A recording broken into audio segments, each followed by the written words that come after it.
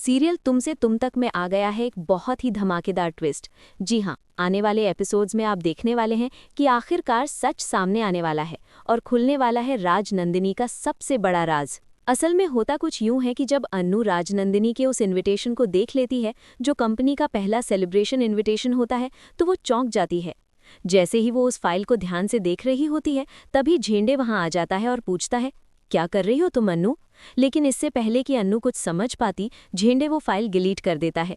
जब अन्नू इधर उधर सबसे पूछती है, तब तक वो इनविटेशन पूरी तरह डिलीट हो चुका होता है।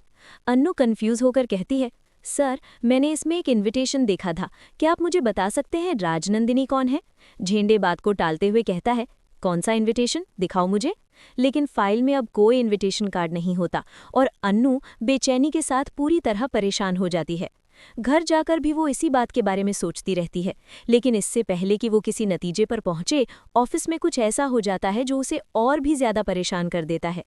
झेंडे आर्या को बताता है कि अन्नू आज राजनंदिनी के बारे में जानने की कोशिश कर रही थी।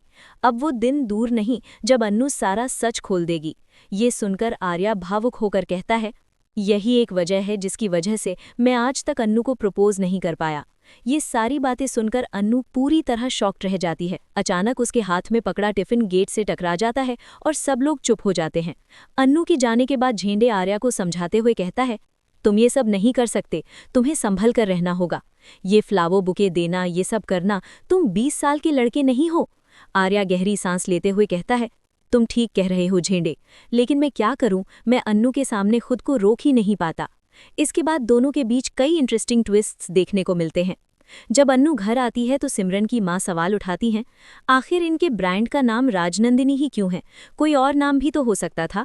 तभी अन्नू के पापा भी पूछते हैं, अन्नू बेटा, तू तो राजनंदिनी साड़ी की हेड है, अगर कोई तुझसे पूछ ले कि ये नाम क्यों रखा गया तो तू क्या जवाब देगी? सोच में डूबते हुए अन्नू को लगता है पापा सही कह रहे हैं।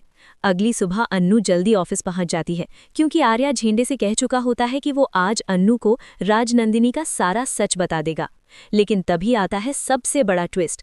अन्नू पहले ही ऑफिस पहुंच जाती है और एक फाइल ढूंढती है, जिससे उसे राजनंदिनी आश्रम के बारे में पता चल जाता है। वो तुरंत उस आश्रम पहुंचती है।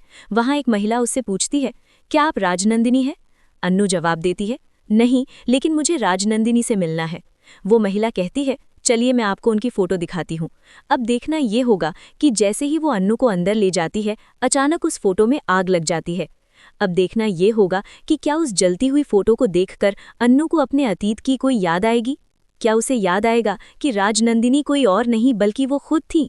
आपका क्या मानना है, हमें कमेंट में ज़रूर बताइए और ऐसी ही इंटरेस्टिंग खबरों के लिए हमारे चैनल को सब्सक्राइब करना न भूलें।